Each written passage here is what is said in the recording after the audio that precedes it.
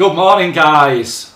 Si here, aka the Mancunian. Welcome to Gunner Talk. I'd say good morning, but you know, if you are having a good morning, strap yourself in. I was tempted to leave this till after dinner time, so you know you could actually go and legally get a drink because you might need it by the end of this. Obviously, this is going to centre around the big news yesterday of Laurent Koscielny, making the decision to not fly out with the team on the pre-season tour to America, which totally caught me off guard. I'm not going to lie about that one. I was aware, and I have been for a while, that we'd offered him a 1-year extension, and that wasn't something he was happy with. Given his age and his problems with this tendonitis and the horrific sort of injury back catalogue he's had, he was looking for a more sort of permanent fix to the end of his career, and hopefully one that meant he could sort of be with his family, which you can't deny the guy. But a lot of people seem to think yesterday I was sticking up for him, which I wasn't at all. I am not impressed with this behaviour. A flat refusal to fly out on pre-season. The guy's our captain, our leader. Which some people would question how much of a leader he is, but he is our captain, and to set this example is really poor. And I wasn't defending him yesterday. I wanted to hear the entire story. So I put out a few feelers last night, trying to find out exactly what's gone on, and I've had a bit of information back, so I'm going to relay that back to you guys. A lot of you know I have issues with our fan base, and I felt there was a big overreaction yesterday. I can understand anger towards him not going on the pre-season tour, but for people to say, well, fuck him, I hope his family dies, shit captain anyway, she's never been a leader, he's a bang average player, all that stuff. Come on, guys, it's not. I can understand your anger, but again, this is my issue with a lot of you, is your irrational and trigger happy nature.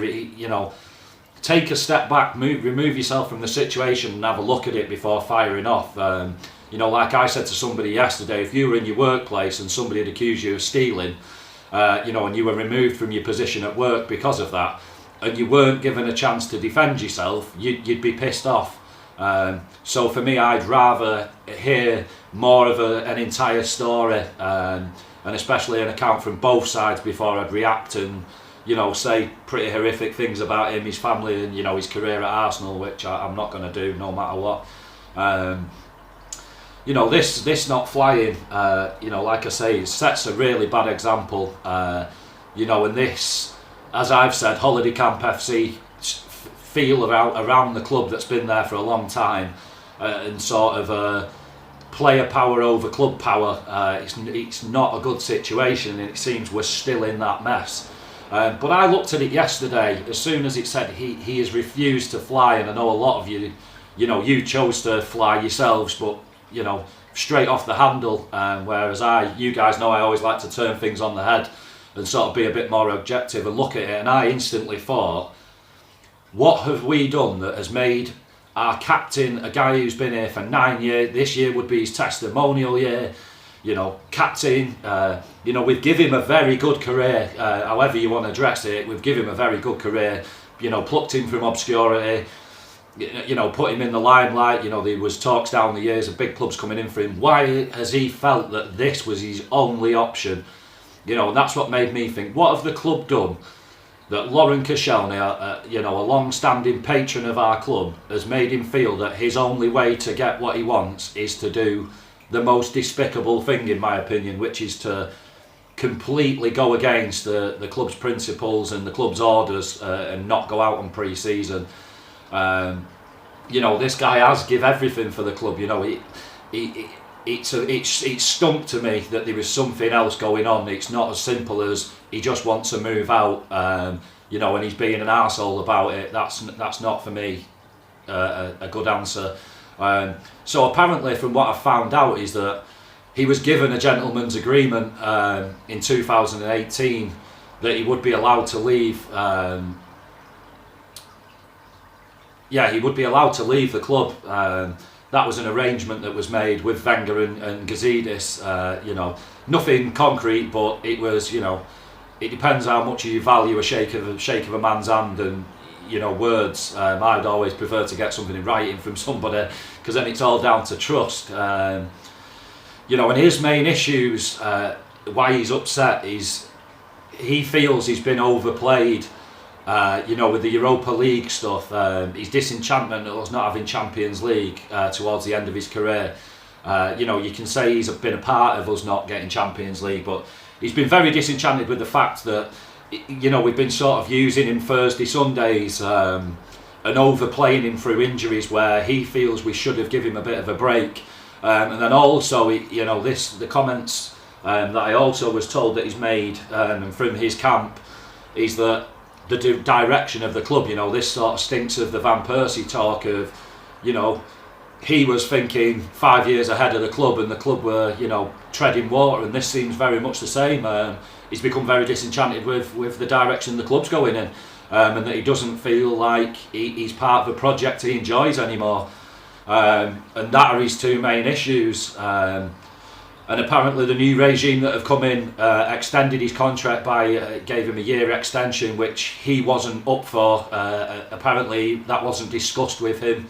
And that's his main source of anger, is that's been done sort of behind his back. And he feels that is something that should have been discussed with him. He'd sort of made arrangements with clubs and discussed ideas with clubs that for this summer, where he would be going, clubs he'd identified back in France that he'd like to go and play for and end his career there. So that's a real reason why he's incredibly upset. Like I say, it doesn't justify his actions at all. It's not on that he's not gone on pre-season tour. For me, he could have still done that whether he played a part or not. Just put on a united front for the time being. And he could make his, he could have argued with the backroom guys while on the pre-season tour with Raul and the likes and Vinay, and it's the modern era. Things, we have mobile phones these days, we have smartphones, business calls, FaceTime, all the rest of it, Skype. Things could get done while he was there, so I completely disagree with that. And it's not a good situation, this now, because from what I've been told, the club would be willing, because I asked straight away yesterday, well, we were pretty quick to sort of go full Game of Thrones and shame, and sort of hang him out to dry. And we didn't make a statement about him not being captain anymore, which I thought was really peculiar, is why would you not instantly strip the guy of captain? Well, I've been told that apparently the club would be open to rectifying this situation. They want him to stay. They've made plans around him being part of the club next year. Apparently it's on his side that he has no interest now in playing for the club ever again. He doesn't want to stay in any capacity. It wouldn't matter how much we offered him money-wise, promises we would make to him, whether they were lies or not, about future direction for the next year. He wants no part anymore. And it made me sort of question certain things about what are going on at the club at the moment, which is why have they allowed it to get to this point? Why hasn't there been a compromise that could have been made? We all know Koscielny can't go on forever, although the news is bad, I'm sure a lot of us aren't that upset at the idea of Laurent Koscielny leaving. Just obviously under these circumstances, it's not what any of us would want. And it's not coming at a very good time when we've got enough internal problems at the moment with recruitment. And this is just a sort of another spanner in the works. So, you could be happy that he's going. And some people would say, well, maybe this will speed up the process now of bringing in another centre-back for this season. My understanding was that we were quite happy with the Saliba deal to be alone for this season, because that's when Koscielny's contract would have run out, and sort of he'd go out and it'd be a seamless transition to Saliba coming in, which now this causes... now we don't have a player for this season, so we're a centre-back down. And like I say, from what I've been told, the club would be happy for him to sort of come back into the fold, but they now realise, because of this announcement, the fans have turned. Would the fans now be happy with him coming back? For me personally, it's tricky, guys, because when I get onto my further points in a minute about recruitment, I think we're sort of left with no choice but to try and get him back into the fold, as much as we wouldn't like it, and as much, you know, as much as people see he's crossed the line now at a point of no return. I still think we'd need him for sort of 10 or 20 games this year, so it causes real problems for me, and I think it's going to cause real problems for the club. Now, there seems to be different talks about whether these clubs actually that have made offers, whether these are actual monetary offers or it's just offering him a contract. There seemed to be a bit of a misunderstanding with a couple of people that I've spoke to about. Some believe that there's been offers and he's angry that Arsenal haven't accepted them as part of his gentleman's agreement. Then there's sort of the other side of people who are saying, well, he'd negotiated these deals on the idea that he'd be able to just walk out of the club, and because we've triggered this extension now, you know, he has a contract, so we wouldn't be willing to let him leave for free, and we would want some sort of fee for him, or for him to pay out the rest of his contract, which I know he's not particularly keen on, but apparently he might be willing to do that if that is the only way that he gets out of the club this year. I'm sorry, guys, I'm just trying to get all of this out from what it's a bit tricky because I'm not talking off my head. I'm sort of relaying what's been said to me, so I'm sorry the flow's not great. So that's where we stand at the moment, where now there's got to sort of be some form of compromise. I've seen people suggest, well, let him rot in the under-23s. That, I don't like that concept of cutting your nose off to spite your face. There's got to be a better resolve than that. How much I saw a lot of people saying, well, let's just get 10 million for him. Then I don't understand where that number comes from. I think if he had 2 years left on a contract, he probably would be worth 8 to 10 million. Considering that he's 34 pretty soon and he's a horrific injury record, I'd be impressed if we could sort of get 3 to 5 million for him. So I think if sort of anything over 2.5 million comes in, we should take it and move on.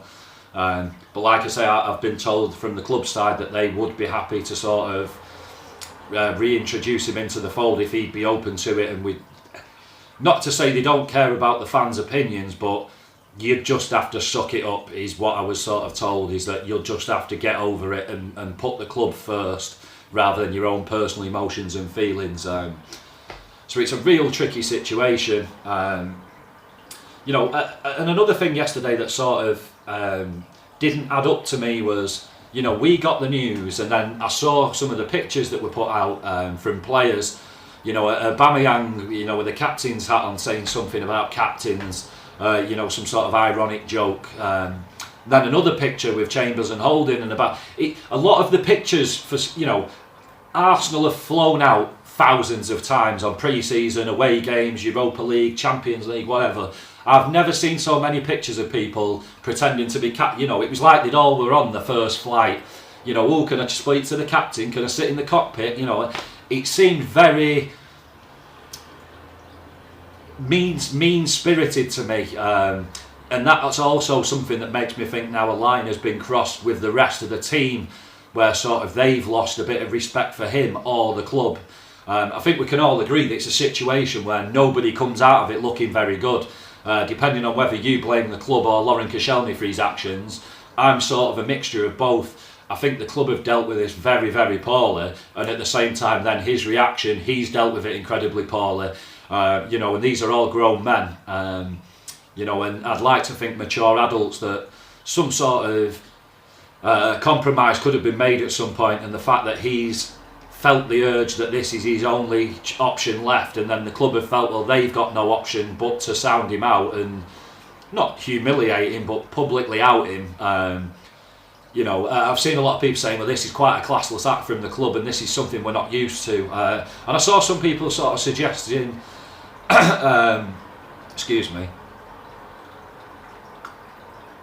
seen some people sort of suggesting that the club should have made an excuse and said that he was injured or there was some sort of personal reason. I don't like that.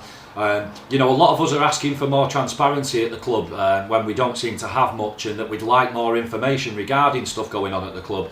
So to want the club to lie to us and barefaced lie to our faces, I'm not a fan of. As much as I don't like this situation, I'm glad that the club have come out and took a stance on it and took a hard line. I'm sure a lot of old schoolers are of this isn't the Arsenal way about going about things, but it's not that same Arsenal anymore. We are moving in a different direction, and we do have a different regime at the helm that will deal with things the way they see appropriate, not the way things have been done in the past. I saw people referencing to Rahul that he's a sort of cold-natured man, and that he won't take any prisoners, and it will be his way or no way sort of thing. So it smacked a bit to me of that. And now it threw up some sort of issues to me about his suitors. Now we've come out and actually said that this situation's happened. The clubs that might have been willing to come in and make a bid for him, like I say, depending on whether you believe there's been bids or not, going off contrasting reports, will these clubs now look at this as a way to go, well, right, now we don't, we can offer a sort of fee and Arsenal will sort of deal at any sort of arrangement? Or does this now mean these clubs will go, well, let's just bide our time now, there's not going to be smoke without fire, this could get ugly, so let's wait and see how Arsenal actually deal with it, and maybe he might become available on a free, maybe they might just cut the losses and go, well, I'm with Wenger on this one, where you can't keep a player who's unhappy, performances dip. For me, if he is so adamant he wants out, there's no way we should keep him. Like I say, I wouldn't be against it if he was open to the idea, but from what I've been told, he isn't open to the idea at all. So to keep him for me and sort of cut our nose off to spite our face wouldn't be an option for me. So like I say, it seems like a sort of line has been drawn and there's no going back over it now. So that's that situation. Then I asked questions about centre-backs now and what we've got, and sort of looking at, we have Holding. I was told Holding won't be ready for the start of the season. The club won't look to risk his career, but put him in jeopardy of some sort of relapse, very similar to Hector. We're going to take our time with these guys, so you can cut Holding out of your thinking for the starting lineup for the start of this season. Mustafi, you guys, brace yourselves, strap yourselves down for this one. I was told he will still be at the club for next season. Apparently we've managed to generate zero interest in him with regards to any sort of deal, and that he is somebody that will still be at the club. I was told that we have no interest in keeping him, but now we've got no choice but to keep him. Like I say, due to the fact that we've managed to garner absolutely no interest, and now that we've lost Koscielny by the looks of it, he is someone who's going to be a key part of our squad next year, and we're just going to have to suck it up as much as, I'm sure you guys, it makes you want to throw up in the back of your mouths the same as it does me, bring up a bit of sick. Socrates is the one sort of mainstay, where he will be a key part. There's not been any talk about him. Chambers, he's somebody who I had hopes for, and I was told apparently that he fancies his chances of making it at the club, but I've been told that we don't fancy him in the slightest, and he's somebody that we'd be more than happy to get rid of. We don't.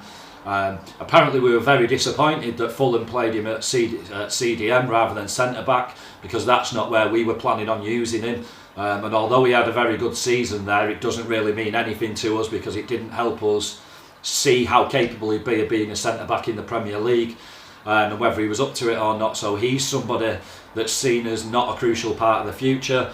Bielik, I've been told that, obviously, seen as we've made comments about that, he's not part of Unai's future plans. He's now made the decision, well, he doesn't now see, as much as he wanted to make it at Arsenal, now he feels like he's being pushed out.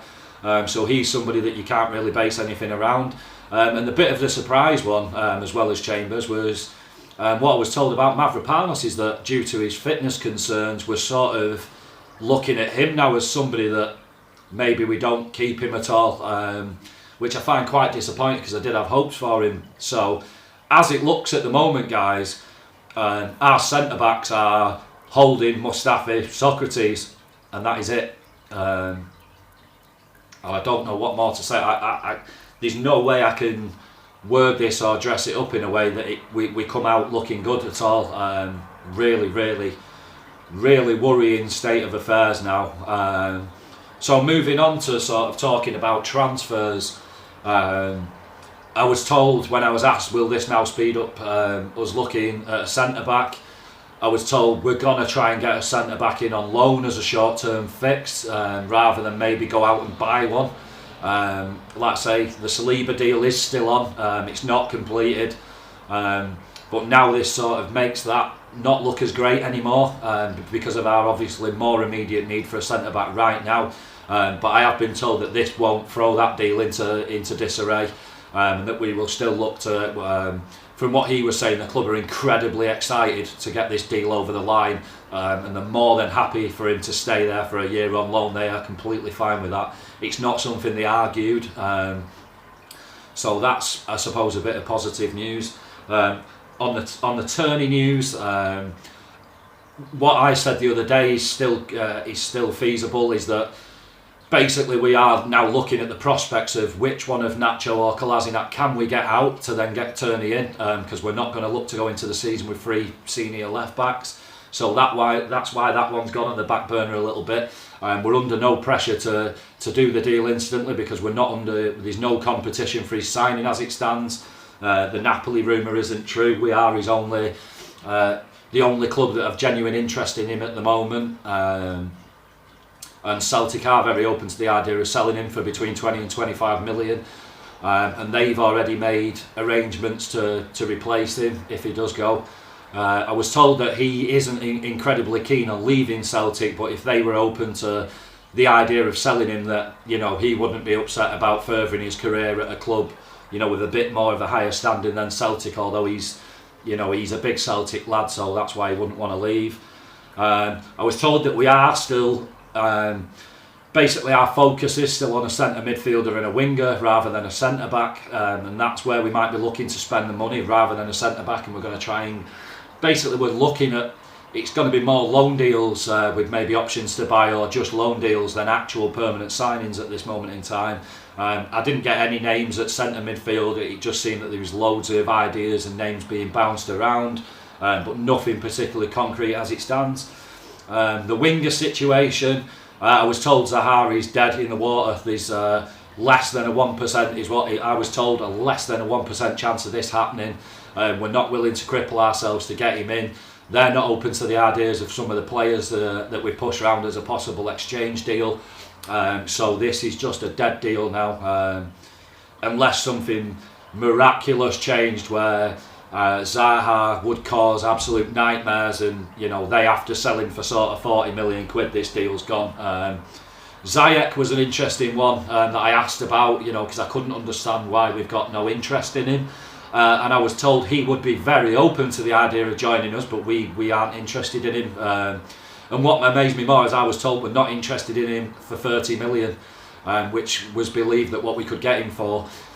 We're not interested in him for that number, which I find mind-boggling. But it's another reason why I'm starting to question the club, the direction we're going in. A bit like Koscielny, we seem a bit rudderless again. Malcolm, I told you guys I knew we had a meeting over him and Umtiti with Barcelona quite a while back. I believe there is still interest in him, mainly Raul pushing that deal. But whether that can happen, there is other teams interested in him. So our idea of getting him in on loan with an option to buy doesn't look like it's feasible at the moment, considering especially Barca are trying to raise capital to make a deal happen for Neymar and Griezmann. Either or both, they need capital right now, so a loan move wouldn't suit them on that front. And Everton Suarez, there's been a bit of talk about him this morning, and I just got told there's murmurings. We haven't been named as a club that's actually interested in him. Talks of City might have been interested, but they don't feel like they need another wide man. Man United were fairly interested, but they don't feel like they need another wide man. And then there was an unnamed English club that apparently might be us, but I was told might not be. I couldn't really find much information out on that, but I believe that would be an Edu signing. If that one was to happen, and apparently he could be available. Him and Malcolm are sort of in the same price bracket, between 30 and 40 mil.